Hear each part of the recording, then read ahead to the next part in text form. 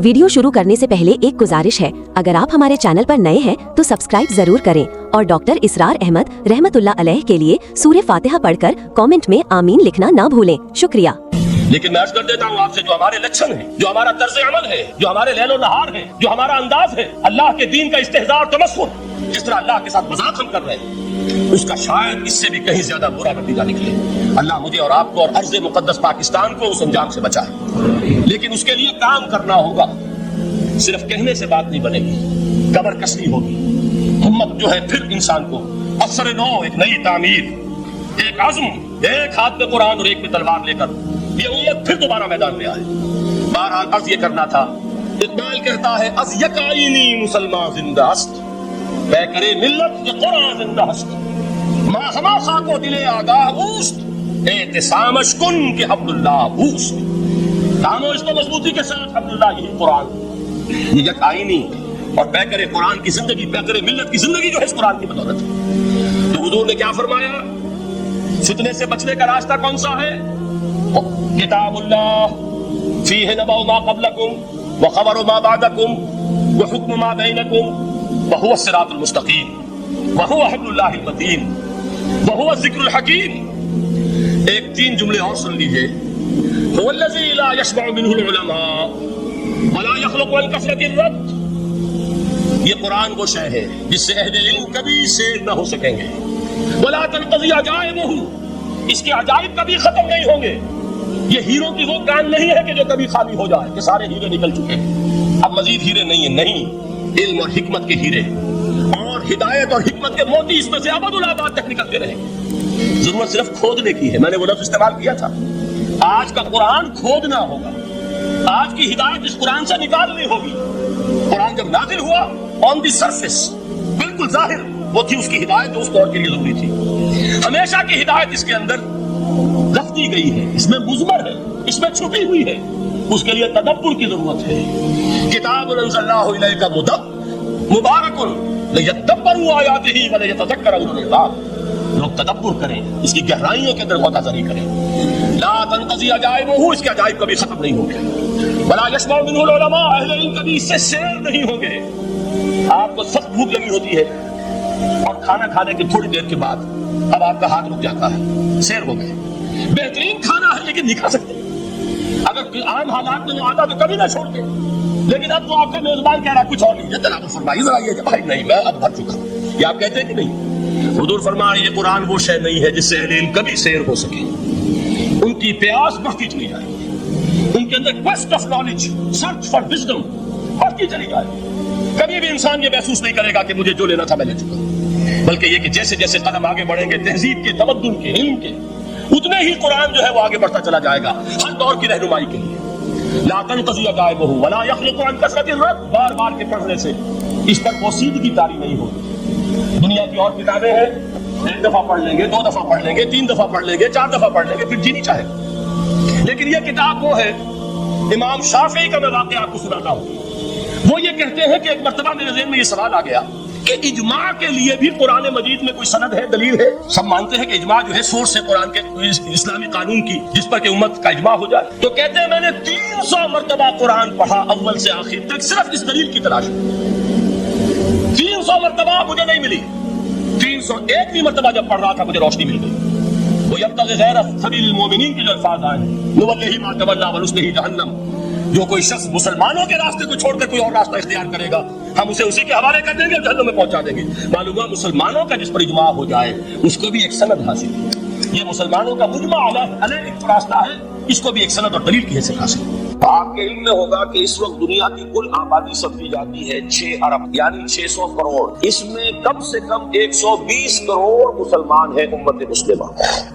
गोया के हर 5वां इंसान जो है दुनिया में वो हुजूर सल्लल्लाहु अलैहि वसल्लम का कलमा पढ़ता है। इतनी बड़ी तादाद, उसके साथ ही कितना बड़ा इलाका जो है इस जमीन का वो अल्लाह ताला ने इस उम्मत के कदमों तले रखा है। अगर आपने नक्शा देखा हो दुनिया का तो आपको मालूम होना चाहिए कि शिमाल में जो बहुत बड़ा ये नजर आता है साइबेरिया, रूस का इलाका, सब गैर आबाद है। इस तरह शिमाली अफ्रीका में भी कनाडा से ऊपर बड़े बड़े आपको बर्रे आलम से नजर आएंगे, सब गैर आबाद। जो आबाद इलाका है दुनिया का और जो दरखेज इलाका है दुनिया का, उसका कितना बड़ा हिस्सा है कि जो उम्मत मोहम्मद सल्लल्लाहु अलैहि वसल्लम की तरफ चले। इंडोनेशिया मलाइशा से चले आइए, उसके बाद मुसलसल चाहे कहीं मुसलमान अकलियत में थोड़े बहुत है, लेकिन फिर बांग्लादेश आता है, बड़ी अजीम अक्सरियत का मुल्क है। फिर भारत में अगरचे अकलियत में है लेकिन 20 करोड़ मुसलमान भारत इस वक्त है। फिर जो पाकिस्तान से शुरू हुआ सिलसिला, अफगानिस्तान, ईरान, चलते जाइए उधर तुर्किस्तान, चीनी तुर्किस्तान, रूसी तुर्किस्तान, फिर आगे चलिए आलम अरब, अफ्रीका का पूरा शिमाली इलाका, अफ्रीका का तकरीबन सारा वस्ती इलाका। ये सब क्या है? कितना बड़ा रकबा है और हर तरह की नेमत अल्लाह ने दी है। इसमें नबातात हैं, इसमें मादनियात भी हैं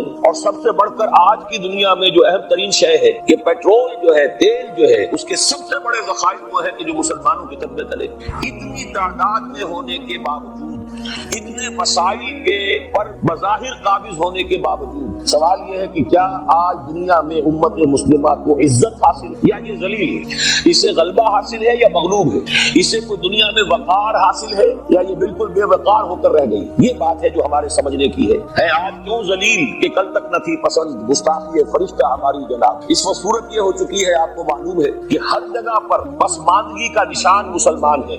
हमारे सारे मसाइल पर दूसरों का कब्जा है। एक ही शहर रह गई थी तेल, खलीज का तेल, उस पर भी आकर अमेरिका की फौजें उनके सर पर बैठ गई हैं। सारा का सारा तेल अब उनके कब्जे में।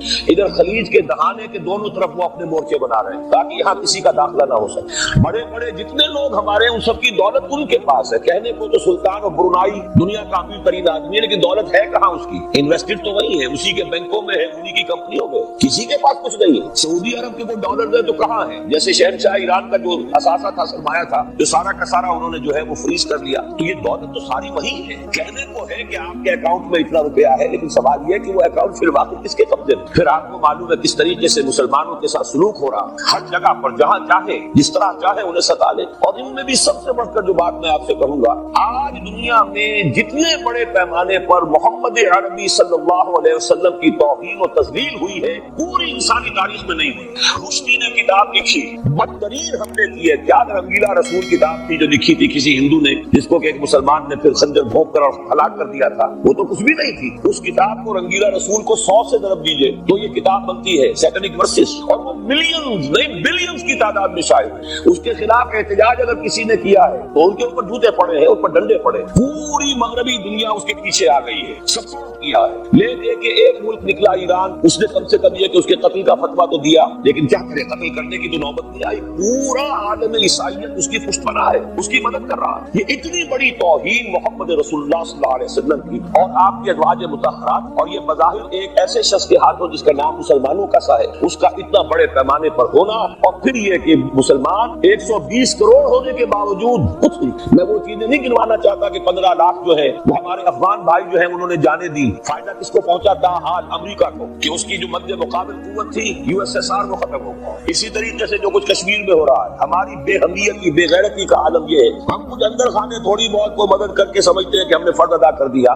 जबकि फर्ज तो ये होना चाहिए था कि हम बराह रास्त ऐलान करते और इंडिया को अल्टीमेटम देते कि स्टॉप दिस बिजनेस, या ये कि फिर हमसे जंग दे। जंग का नतीजा तो फिर अल्लाह जिसको चाहे देगा। अगर इंसान अल्लाह ताला पर एतमाद रखता हो, तवक्कुल रखता हो, अपने मौक़िफ़ की हक़ानियत पर भी उसे यकीन हो, तो कम मिन फ़ियतिन क़लीलतिन ग़लबत फ़ियतन कसीरतन तारीख़ में हमेशा होता आया है कि छोटी कुव्वतें जो है उनको ग़लबा अल्लाह ने अता किया है बड़ी कुव्वतों पर। लेकिन बेगैरती का आलम ये है, बेहमियती का आलम ये है, ज़बानी कलामी हमसे बड़ा हमदर्द कोई नहीं मुसलमाना ने कश्मीर का। जिस लीडर को देखो बढ़ चढ़ कर बयान देगा, लेकिन अमलन हम क्या कर रहे हैं? ये सारी सूरत हाल जो मैंने आपको बताई है, वैसे तो अब ये कि अगर इसमें एक खासा सा मैंने आपके सामने रखा है, इसमें रंग भरूं तो जाहिर है कि पूरा घंटा उसी में लग जाएगा। लेकिन जो उसका असल लुब्बे लुबाब है वो ये है कि हम अपनी जगह बड़े खुश हैं कि हम उम्मत मरहूम हैं, हम तो उम्मत मोहम्मद हैं सल्लल्लाहु अलैहि वसल्लम, हम तो अल्लाह के प्यारे हैं, हम अल्लाह के लाडले हैं, हमें अल्लाह की शफाअत, हमें अल्लाह के रसूल की शफाअत भी मिलेगी, जन्नत तो गोया कि हमारा पैदाइशी मकाम है। ये सारे जो भी हमारे ज़हनों के अंदर है ख्यालात, और ये जो हमारे मनगढ़ंत अकाइद है, आप सोचिए कि जब हम जो ऑब्जेक्टिव कंडीशंस हैं, गिवन कंडीशंस हैं, जो सामने के हालात हैं, उनसे जब तकाबुल करते तो मामला बहुत मुख्तलिफ है। ये क्यों? असल में सवाल जब तक आप अपने सामने नहीं रखेंगे, उसका जवाब जो है अब उस पर गौर कीजिए, क्यों? क्या अल्लाह ताला को मोहम्मद रसूलुल्लाह की इज्जत और हुर्मत प्यारी नहीं है? क्या मोहम्मद रसूलुल्लाह अल्लाह के प्यारे नहीं है, हबीब रब्बिल आलमीन नहीं है? क्या अल्लाह ताला को कुफ्फार से ज्यादा मोहब्बत है? क्या वजह है? रहमतें हैं तेरी अलियात के काशानों पर, برف گرتی ہے تو بیچارے مسلمانوں پر. سائنس میں وہ آگے ہیں, مالیات پر ان کا شکنجا کسا ہوا ہے پوری دنیا پر. تہذیب ان کی ہے, تمدن ان کا ہے, ہم تو ان کے کیمپ فالوورز ہیں, نقش قدم پر چل رہے ہیں. ہم تو ان کی صرف یہ کہ نقادی کر رہے ہیں. تو سوچئے وجہ کیا ہے؟ کیا اللہ کو کفر زیادہ پسند ہے اسلام؟ کیا اللہ کو محمد رسول اللہ صلی اللہ علیہ وسلم کی عزت و حرمت کا کوئی خیال نہیں؟ چھوٹی بات ہے. ظاہر بات ہے کہ ان سوالات کا جواب تو ہاں میں آپ نہیں دے سکتے. یقیناً ایسا نہیں ہے. بہرحال وہ کافر ہیں, وہ اللہ کو نہیں مانتے, اللہ کے رسول کو نہیں مانتے. چلیے اللہ کو کسی نام سے مان لیا, گاڈ کہہ دیا, لیکن اللہ کے رسول کو تو نہیں مانتے. ایمان کا سارا دار و مدار تو رسالت پر ہے. اللہ کے اس کلام کو تو نہیں مانتے.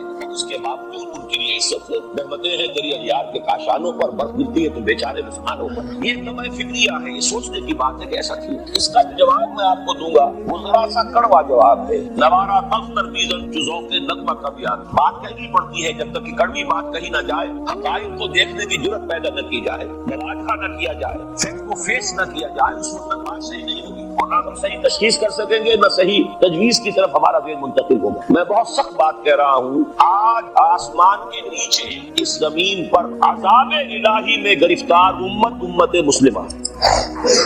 بالفعل آج ہم امت مرحومہ نہیں ہے, رحمت والی امت نہیں ہے, امت معذبہ. آج ہم پر اللہ کا عذاب. وہ کیوں؟ دیکھیے اللہ کا قانون یہ ہے, اور یہ اللہ کی سنت ہے. میں نے اپنی ایک کتاب میں اس پر مفصل بہت مضمون لکھا ہے. قرآن کا قانون عذاب. ایک عذاب تو آیا کرتا تھا ان قوموں پر جن کی طرف اللہ رسول بھیجتا تھا. انا ارسلنا نوحا الی قومہ. اگر رسول کی بات مان لی تو قوم کے لیے بہت خوشحالی ہے, مبارکباد ہے, اللہ کی رحمتوں کے سائے ہیں. اور نہیں مانی تو بربادی ہے, تباہی ہے, خاتمہ. پوری قوم نوح غرق کر دی گئی, پوری قوم عاد ختم کر دی گئی, حضرت ہود کو نہیں مانا. پوری قوم سمود ختم کر دی گئی, حضرت صالح کو نہیں مانا. عمورہ اور صدوم کی بستیاں ختم کر دی گئی, حضرت لوط کو نہیں مانا. آل فرعون غرق کر دیے گئے, حضرت موسیٰ کو نہیں مانا. مدین کے علاقے کو تباہ کر دیا گیا, حضرت شعیب کو نہیں مانا. یہ بات سمجھ میں آ گئی. لیکن جب سے نبوت اور رسالت کا سلسلہ ختم ہوا, اس قسم کا عذاب اب دنیا میں نہیں آ سکتا. وما كنا معذبین حتی نبعث رسولا. ایسا عذاب ہم نہیں بھیجتے رہے جب تک کہ رسول کو نہ بھیج. رسول آ گیا, اس نے حق کو بیان کر دیا, بات کو کھول کھول کر مبرہن کر دیا, ہر چیز واضح کر دی, کوئی مغالطے کا امکان نہ رہا.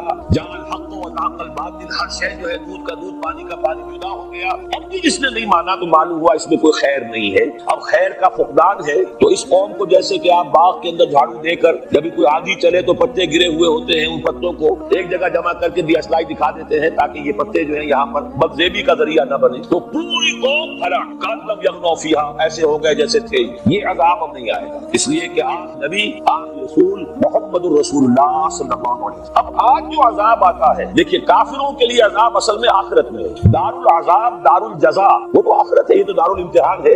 اب جو عذاب آتا ہے وہ اس قوم پر جو ہو تو حامل کتاب الہی, شریعت خدا بندی کی کسٹوڈین, اللہ کے رسول کی نام لیوا, اس کے ساتھ اس کا دعوت کرنے والی, اگر اس کے برعکس ہو. حالانکہ اللہ نے اگر اسے وہ مقام دیا, اللہ نے اس کی طرف رسول بھیجا, اسے رسول کے امتی بننے کا شرف عطا کیا, اسے اپنا کلام دیا, کتاب, اسے اپنی شریعت, تو کس لیے؟ تاکہ اس پر خود بھی عمل کرے, اسے دوسروں تک بھی پہنچائے. وہ گویا کہ اس روئے ارضی پر وہ امت, وہ قوم اللہ کی نمائندہ قوم ہوتی ہے, ریپرزینٹیٹو ہوتی ہے. اے انسانوں, ہمارے پاس ہے تمہارے خالق اور مالک اور پروردگار کا قانون, ہمارے پاس ہے اس کی ہدایت, ہمارے پاس ہے اس کی کتاب, ہمارے پاس ہے اس کے رسول کا اسوہ. ہماری طرف ہمیں جانچو, ہمیں پرکھو, ہمیں دیکھو, ہم بات کہتے ہیں اسی کتاب کے مطابق چل رہے ہیں نا. دیکھ لو, جو کہتے ہیں وہی کرتے ہیں نا. کوئی بات تو نہیں ہے کہ لما تقولون ما لا تفعلون, کبر مقتا عند اللہ ان تقولوا ما لا تفعلون. آپ دیکھو, ہم نے اس کتاب کے مطابق, اللہ کی ہدایت کے مطابق کیسا اچھا معاشرہ بنایا ہے, کیسا انصاف ہے, کیسا امن ہے, کیسا بھائی چارہ ہے, کیسی اخوت ہے. اور دیکھو ہمارے ہاں تقسیم دولت کا نظام کتنا صحیح ہے. ایسا نہیں ہے کہ کوئی جو ہے اسے دولت کی بدہضمی ہو رہی ہو اور کوئی وہ ہے کہ جو بھوکا مر رہا ہو, ایسا نہیں ہے. دیکھو ہمارے ہاں انسانی شرافت, انسانی عزت, انسانی پریسٹیج اور انسانی حقوق. لا الہ الا اللہ بیت مبر ولا مدر الا ادخلہ اللہ کلمۃ الاسلام بعز عزیز وذل ذلیل اما يعزهم الله فيجعلهم من اهلها او يذلهم لها فيدلون لها. یہ ہے حدیث احمد بن حنبل. اور حضرت مقداد فرماتے ہیں میں نے کہا اچھا تب تو ہو جائے کوئی بات, ويكون الدين كله لله, دین کل کا کل اللہ کے لیے ہو جائے گا. حدیث کا ترجمہ یہ ہے کہ حضرت حضور نے فرمایا روئے کوئی عیدگاہ کا بنا ہوا گھر رہے گا, نہ کوئی ان کے بالوں کے بنے ہوئے کملوں کا خیمہ رہے گا جس میں اللہ تعالیٰ کلمہ اسلام کو داخل نہ کرے. لیکن یہ داخلہ جیسے ہو بعز عزیز وذل ذلیل, یا صاحب عزت کے اعزاز یا مغلوب کی مغلوبیت, یعنی یا تو اللہ ताला उनका एजाज फरमाएगा और वो कलमा इस्लाम के खुद कायल जाए। जब घर वाला देने वाला इस्लाम ले आएगा तो इस्लाम उसके घर में दाखिल होगा, उसको भी इज्जत, वलिल्लाह इज्जत वली रसूलिही वलिल मुमिनीन, इज्जत तो हक है अल्लाह का, उसके रसूल और अहले ईमान। और अगर वो इस्लाम नहीं करेगा तो योग जिज़ियत यदिन वहुम सागिरून, छोटे होकर रहना पड़ेगा, जिया देना होगा। इस्लाम की बात दस्तूर बताइए, इसके बाद कोई शक है? ये है आखिरी लक्ष्य, ये अल्लाह फरमा रहे हैं वल्लाहु युतिम्मु नूरहु व यअबल्लाहु इल्ला युतिम्मा नूरहु लियुज़हिरहु अला दीनिही वलौ करिहल, ये अल्लाह का फैसला। उधर युरीदुना लियुज़हिरू है, ये ज़मीनी नक्शा है।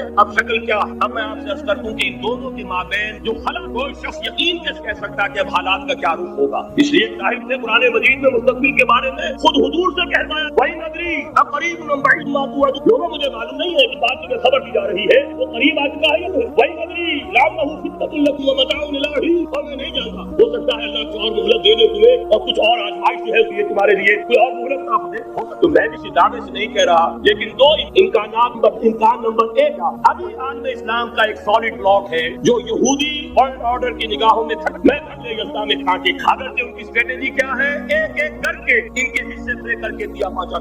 अभी वो ब्लॉक कौन सा? ईरान है, अफगानिस्तान है, पाकिस्तान है और बलूचिस्तान से आजाद होने वाली जो रियासतें हैं, ये एक सॉलिड, ये जमीन मुसलमान अरबी का ये नोट कर, इसलिए कि अरबों को अल्लाह ने फजीलत की, मोहम्मद सल्लल्लाहु अलैहि वसल्लम ये बुलंद मिराज को मिल गया। लेकिन साथ ही अल्लाह ने धमकी भी दे दी थी सूरह मोहम्मद में, इन ततवल्लाउ यस्तब्दिल कौमन गैरकुम, अगर तुम पीठ दिखा दोगे उस मिशन को तो हमने तुम्हारे हवाले किया है, तुम्हें हटाएंगे, किसी और को ले आए। और ये बात होती है 13वीं सदी ईस्वी में 1258 जब सुकूत बगदाद हुआ है और उनके हाथ से आलम इस्लाम की क़यादत छीन ली। उसके बाद क़यादत किनके हाथों में आई?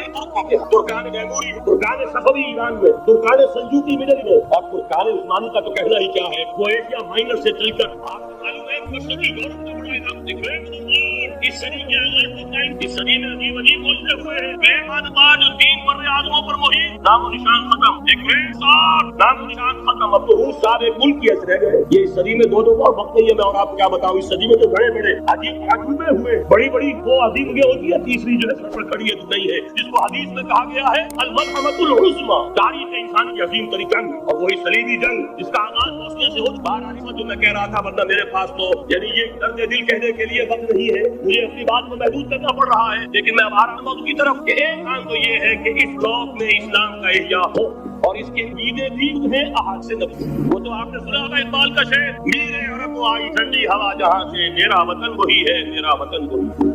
हदीस में आता है यक़नात मिनल महदी, यानी मशरिक से फौजें मिलेगी, ये जो कि महदी की हुकूमत, ये महदी अहले तशय्युअ के महदी और है, हमारे महदी और अहले तशय्युअ के मुताबिक के बाद में इमाम पोश हो गए, वो महदी है, वो जाहिर हो जाएंगे। अब इमाम गायब है, फिर वो जाहिर। हमारे ये महदी पैदा होंगे या हो चुका हो चुके हो, और ये होंगे हजरत फातिमा की तरफ से रज़ियल्लाहु ताला अन्हा, लेकिन आलम अरब तक फिर एक ताकतमंद उभरेंगे बागुवतों के खिलाफ जिहाद कर। लेकिन वो मदद आएगी दो तरफ, एक जमीनी मदद आएगी मशरिक से, एक आसमानी मदद आएगी। ईसा इब्न नज़ूल हज़रत मसीह अलैहिस्सलाम जो जिंदा उठाए गए थे नाज़िल होंगे, और दर हकीकत इन दो मदद के नगरी यहूद का खलाकमा होगा, और यही ग्रेटर इज़राइल उनका ग्रेट यार्ड कर रहेगा, अजीम का कब्रिस्तान रहेगा। इसकी बड़ी वाज़ेह से मौजूद है, इसकी बड़ी तफसीली खबरें हैं ये अहादीस की किताब के अंदर। बदकिस्मती से हमारी तरफ तवज्जो है। एक तो ये होता है, इसी तरीके से एक और हदीस है यखरुजु मिन खुरासान अल-आयात, और ये मुस्लिम शरीफ की रिवायत है, नोट कीजिएगा, तिरमिज़ी शरीफ की रिवायत, यखरुजु मिन खुरासान अल-आयात ला यरजुहा शय्युन हत्ता तुसबब इलिया। और खुरासान के जमाने आज के अफगानिस्तान में जो जिहाद हुआ है, गलतियां हुई और गलतियों का खमियाजा भुगत रहे। ये तो अल्लाह ताला की नियत है जिसमें अल्लाह ने सहाबा को भी एकदम गलती की सजा दी है। हुई जान ने हुक्म के मत हटना, 50 में से 35 हट गए, नतीजा क्या? फतह। अल्लाह ताला ने फरमाया सदक़ल्लाहु वअदहु इस्तहूलुहुम बिइज़्नी हत्ता इज़ा फशिलतुम फतनाज़अतुम फिल अम्र फ़अख़ज़तुम मा जमाअकुम मा तुहिब्बून। मुसलमानों हमसे गिला नहीं करते, हमने अपना वादा सच्चा कटा दिया था, जबकि तुम उन्हें गाजर मूली की तरह काट रहे, लेकिन जब तुम ढीले गए, तुमने सबको तोड़ा, तुमने इख्तिलाफ किया। तो अगर सहाबा इकराम रिज़वानुल्लाहि तआला अलैहिम खैरुन्नास बादल अंबिया, पूरी नौ इंसानी के अंदर अंबिया के बाद बुलंद तरीन, अगर उनकी भी गलती का खमियाजा जो है अल्लाह ने खाया, क्यों चखाया? आइंदा के लिए सबक हो जाए। ये भले ही माफी में ताकि तुम्हारे दिलों के अंदर अगर कहीं कोई खोट है, और इसलिए बहरहाल गलतियां हुई हैं अफगानिस्तान के साथ बैठ, बल्कि बदबदी और ये है बैठ करके तो अब्दुल सय्याद साहब के हाथ पर हमारे पाकिस्तान के 7 ग्रुप जो थे, इन्होंने हरम में बैठकर बैठ और पाक सजा आपस की खाना जंगी यूं नहीं हो रही, कोई सबक लिहाजा आजाद मिलेगी, लेकिन खून यहाँ पर खुलूस के साथ दिया गया है, उसकी मिकदार नहीं है। यहाँ से खैर बरामद होगा और दूसरी عبادت کے بارے میں کر لیجئے. یہ پاکان بچا کیا پاکان وٹ مینز آف پاکی اصل میں ہے کیا؟ مولانا محمد اللہ فرما رہے تھے 113 نہیں تھے اسلام کا نوٹ. پاکستان نہیں ہے 4 صدیوں کی تجدیدی مساعی کا خط. آپ نے کبھی نوٹ کیا ختم نبوت کے بعد اب سب سے اونچا منصب کیا ہے؟ مجددین. یا بنی اسرائیل اذکروا نعمتی التی انعمت علیکم واوفوا بعہدی اوف بعہدکم وایای فارہبون. بنی اسرائیل چونکہ یہ لفظ پہلی مرتبہ قرآن مجید میں آ رہا ہے تو یہاں تھوڑی سی وضاحت کرنی ہوگی. ابن جو عربی میں بیٹے کے لیے آتا ہے ابن، اس میں جو شروع کا حمزہ ہے یہ در حقیقت اضافی ہے. اصل لفظ جو ہے بے نون پر مشتمل ہے، اسی لیے اس کی جمع سالم آتی ہے بنون. قرآن مجید میں المال والبنون زینت الحیات الدنیا، تو یہ جو اس کی جمع سالم ہے وہ در حقیقت بنون ہے. اور پھر اس کی حالت نسبی اور حالت جری بنین ہوگا، اور جب یہ مضاف بن جائے گا تو اس کا وہ نون گر جائے گا. تو اے بنی اسرائیل، اے اسرائیل کی اولاد. لفظی ترجمہ ہوگا اے اسرائیل کے بیٹوں، لیکن یہ کہ مراد اولاد ہے. اس میں برسبیل تغلیب اگرچہ خطاب مردوں سے ہو رہا ہے جیسے کہ قرآن مجید میں اکثر و بیشتر ہے، لیکن یہ کہ اس میں خواتین بھی شامل ہیں. تو یا بنی اسرائیل، اے اسرائیل کے بیٹوں. اسرائیل سے مراد کیا ہے؟ اس پر اتفاق ہے، اجماع ہے. حضرت یعقوب کا یہ لقب ہے. البتہ یہ لفظ بنا ہے اسر اور ایل دو سے مل کر. ایل کا لفظ جو ہے وہ عبرانی زبان میں الہ کے، الہ اور ایل ویسے بھی قریب قریب ہے. اسی لیے تمام فرشتوں کے نام جبرائیل، میکائیل، اسرائیل، یہ تمام الفاظ کے ساتھ جو ایل آتا ہے یہ در حقیقت اسماعیل بھی سما اور ایل، کیونکہ حضرت ابراہیم علیہ السلام نے دعا کی تھی پروردگار بیٹا عطا فرما. اس اعتبار سے جب اللہ تعالیٰ نے بیٹا عطا فرمایا تو اسماعیل نام رکھا، یعنی اللہ نے سن لیا. جیسے ہمارے ہاں دیہات میں یہ خاص طور پہ جانگلی علاقہ جو کہلاتا ہے اللہ ڈوایا، اللہ سنیا، یعنی اللہ نے اس کے بارے میں ہماری دعا سنی اور ہماری استدعا کو قبول فرمایا. تو یہ گویا کہ اسماعیل کے معنی ہے. تو اسرائیل جو ہے اسر اور ایل سے مل کر بنا ہے. عبرانی اور عربی زبان کے بارے میں یہ اختلاف ہے. ایک رائے تو یہ ہے کہ ماں بیٹی کا رشتہ ہے، عربی زبان عبرانی سے نکلی ہوئی، لیکن زیادہ اکثر محققین کی رائے ہے کہ یہ دونوں بہنیں، کوئی اور کامن زبان تھی سیمیٹک لینگویج ابتدائی جس سے کہ یہ دونوں زبانیں پھر وجود میں آئی ہیں. گویا کہ ان کے درمیان رشتہ جو ہے وہ بہنیں ہونے کا ہے، ماں اور بیٹی کا نہیں ہے. لیکن ظاہر بات ہے کہ مشابہت اور ان کے اندر جو ہے قرب جو ہے مناسبت وہ بہت نمایاں ہے. اسر کے 2 ترجمے کیے ہیں. یہودی علماء تو اس پر بہت زیادہ جزم کے ساتھ قائم ہے کہ اسر سے مراد ہے بطن، یعنی رجل عظیم، جمع مرد، بہت باہمت انسان. اس لیے کہ ان کے ہاں یہ عقیدہ ہے اور بڑی تحریف جو ہوئی ہے تورات میں اس میں ایسی باتیں بھی ہیں. حضرت یعقوب کی جو مدح کی گئی ہے اس میں اس حد تک مبالغہ ہے کہ حضرت یعقوب کی اللہ تعالیٰ کے ساتھ کشتی ہوئی اور اللہ کو پچھاڑ لیا حضرت یعقوب.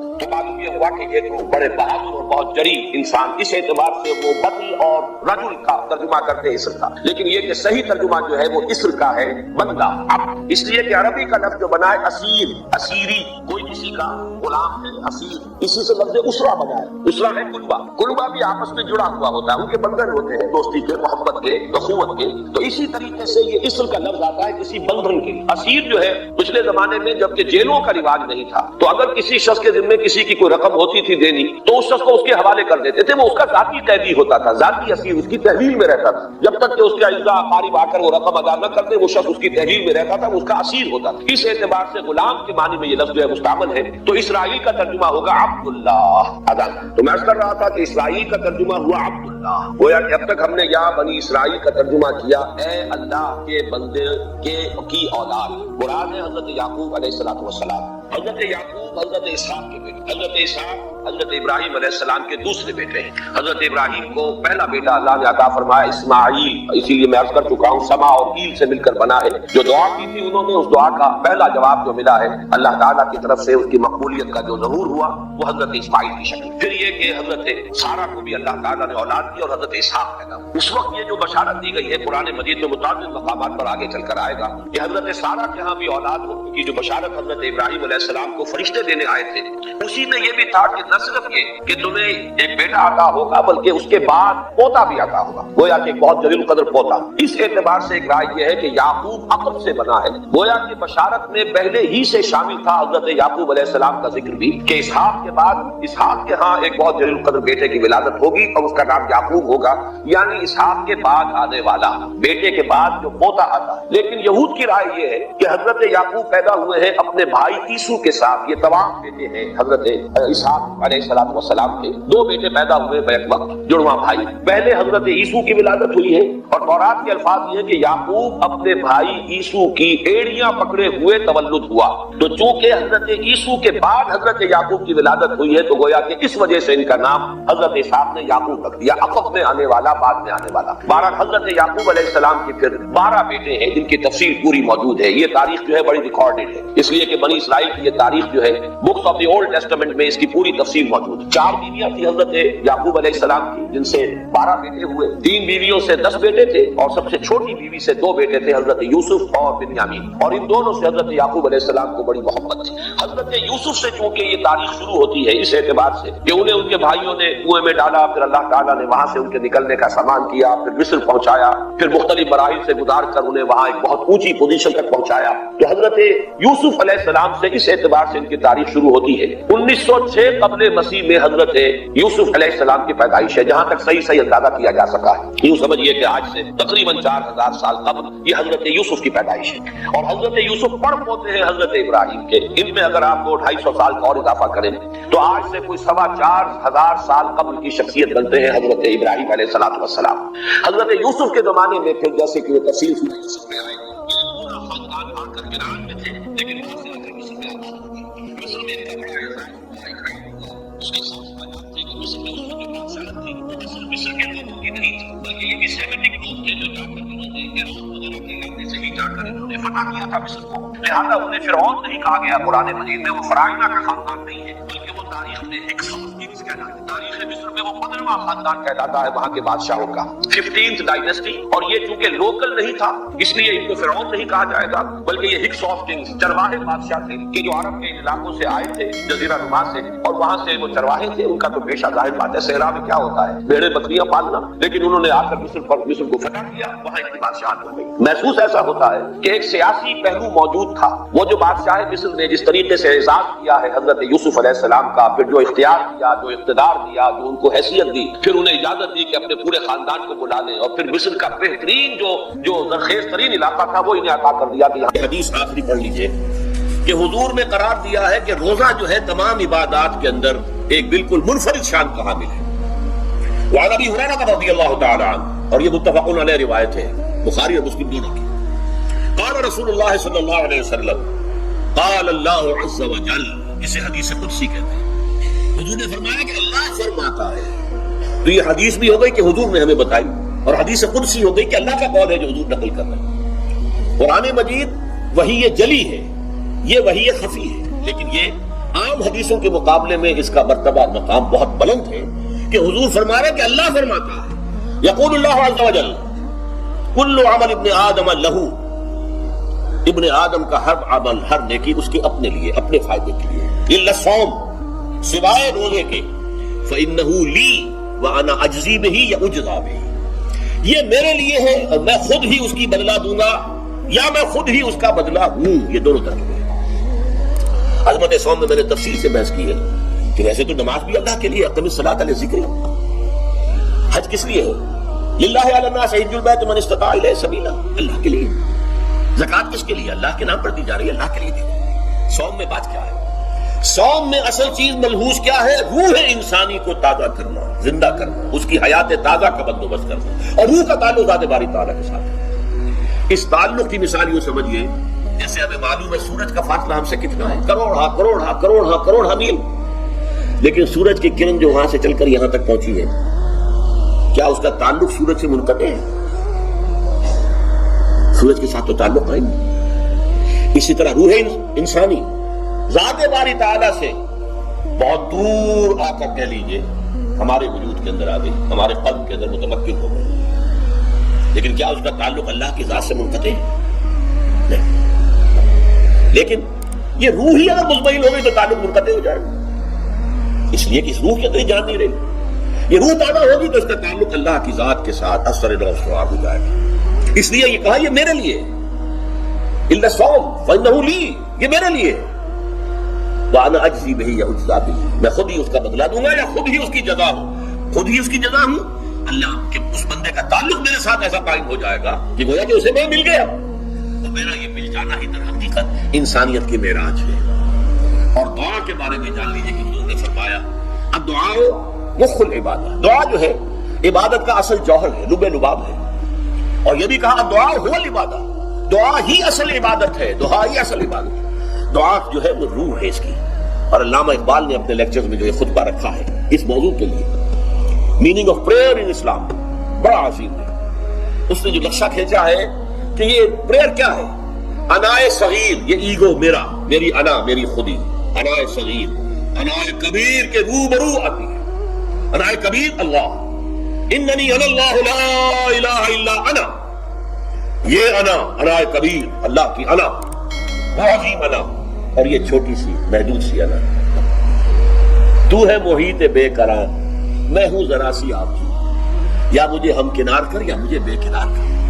اقبال نے پتہ نہیں کس جگہ کس کیفیت میں ڈھونڈ کر یہ شعر کہا ہے. اے اللہ تو ایک ایسے سمندر کے مانند ہے کہ جس کا کنارہ ہی نہیں، اور میں چھوٹی سی ایک پانی کی ایک چھوٹی سی ندی ہوں، آبجو ہوں چھوٹی سی. اب کیا شکل ہے؟ یا تو مجھے اپنے آپ میں ملا لے تاکہ میں بھی ناپیدا کنار ہو جاؤں.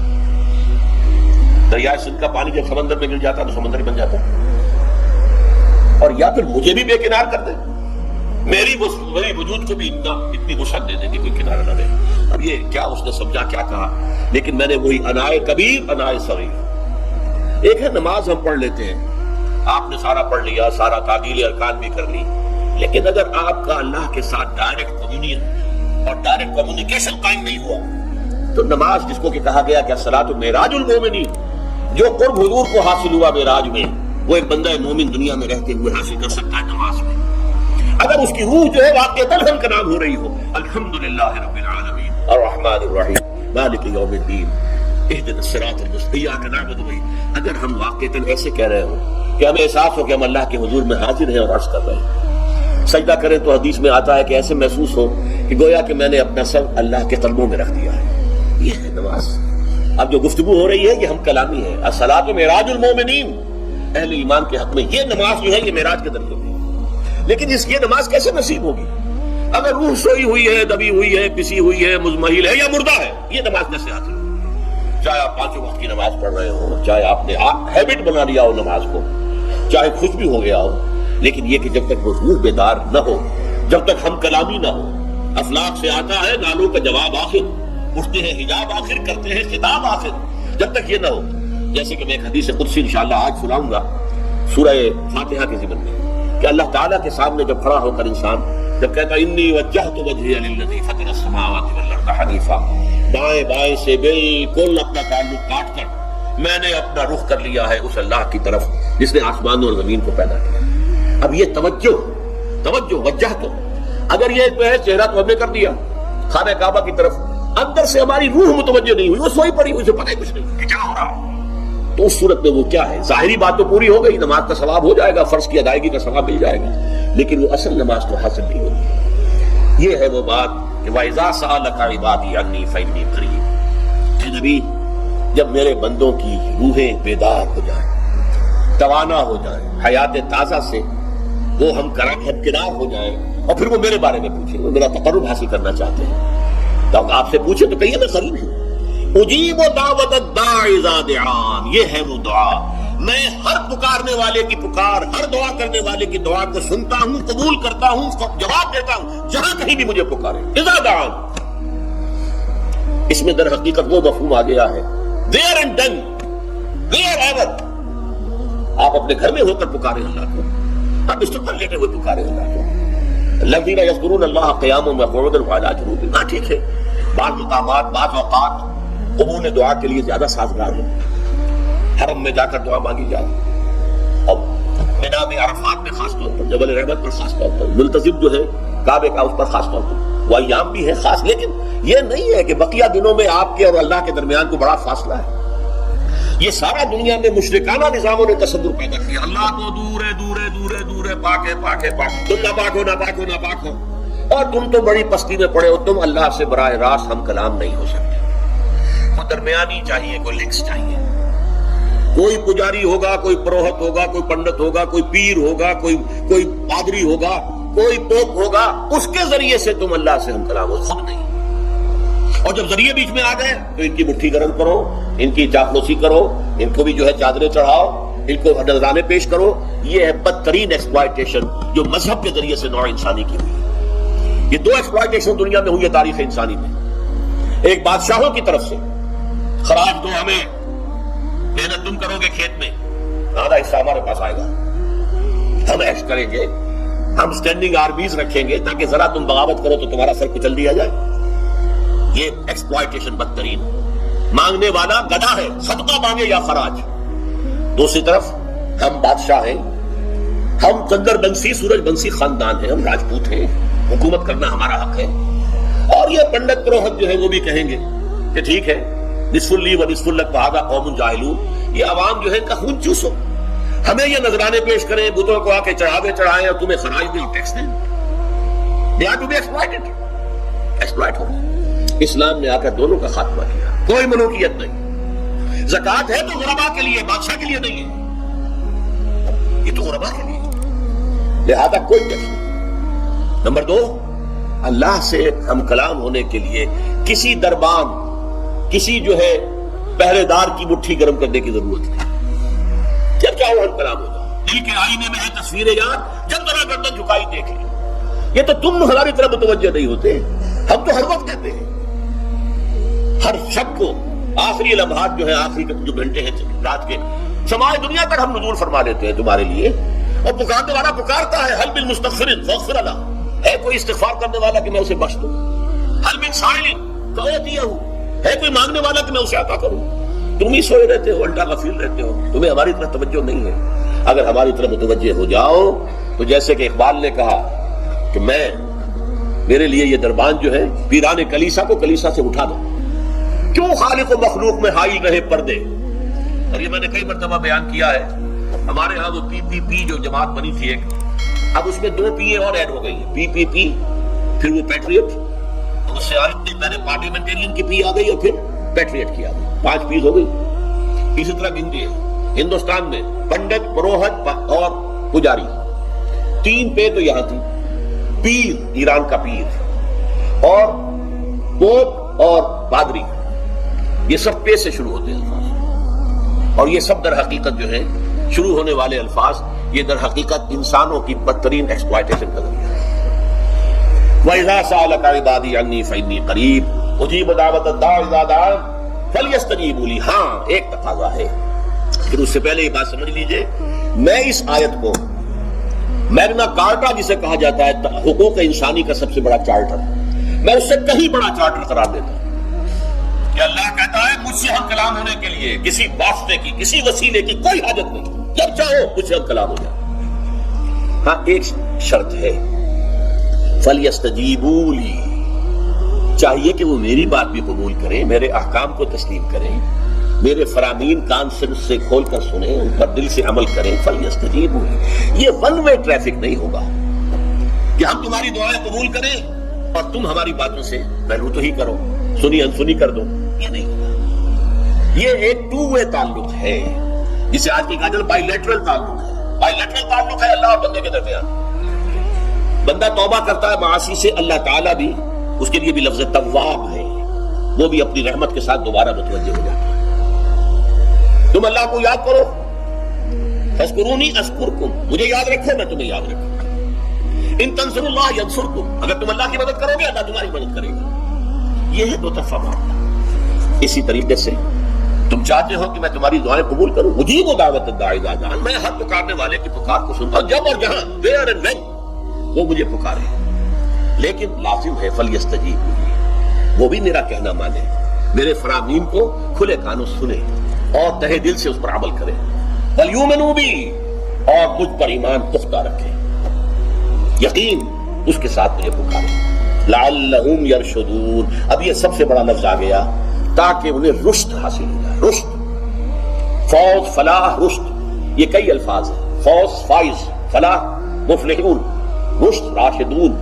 اور یہ لفظ استعمال ہوا صحابہ کرام کے لیے سورہ حجرات میں، اولئک هم الراشدون. تو گویا کہ یہ بلند ترین منزل ہے انسان کے لیے اگر اس کا یہ تعلق اللہ کے ساتھ قائم ہوتا ہے، دعا کا ہم کلام ہونے کا رشتہ اس کو قبول ہو مجھ مل جائے. اب آخری بات نوٹ کیجیے، آخری آیت جو ہے اس رکوع کی بظاہر اس کا ताल्लुक न रोजे से न रमजान से।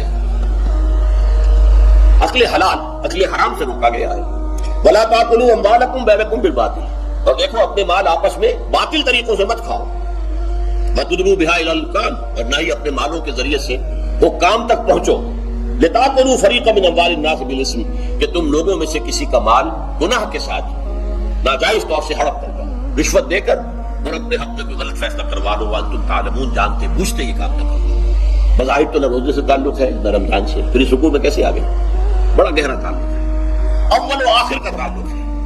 पहली आयत में मुजर्रद रमजान रोजे की जो फजीलत बयान की गई थी या हिकमत, आयत क्या थी? तकवा। ये तकवा का मेयार है। तकवा जो है ज़वाहिर की बुनियाद पर नहीं है। अच्छा जाहिर बात है कि ज़वाहिर भी दीन का हिस्सा है। हुजूर की सिवा-ए-क़ता इख्तियार करना यकीनन एक नेकी का काम है। हर चीज में हुजूर के नक्शे कदम पर चलना, लेकिन ये ज़वाहिर पर नहीं है। तकवा दिल में हो। अत्तक़वा हा होना, अत्तक़वा हा होना, अत्तक़वा हा। 3 मरतबा हुजूर ने अपने सीने मुबारक और क़ल्ब मुबारक की तरफ इशारा करके फरमाया तकवा यहाँ होता है, तकवा यहाँ। जब यहाँ होगा तो पूरे वजूद में सरात कर जाएगा।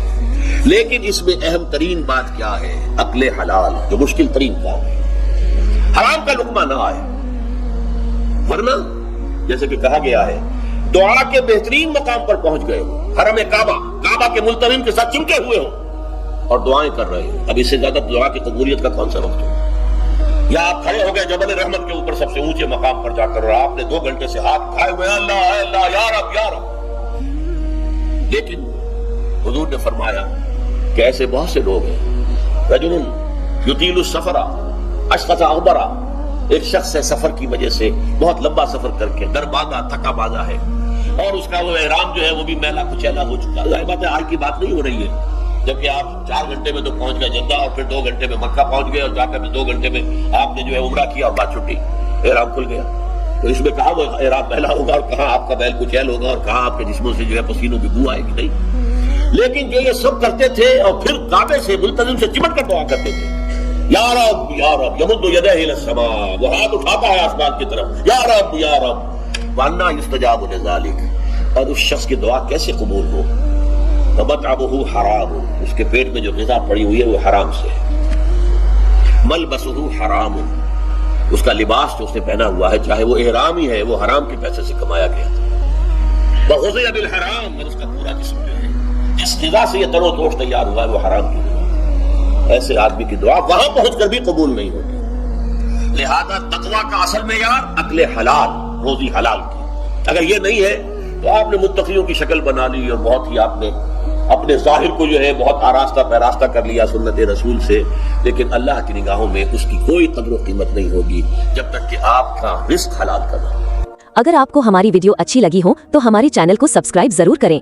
डॉक्टर इसरार अहमद रहमतुल्लाह अलैह की वफात के लिए सूरह फातिहा पढ़कर कमेंट में आमीन लिखें। शुक्रिया।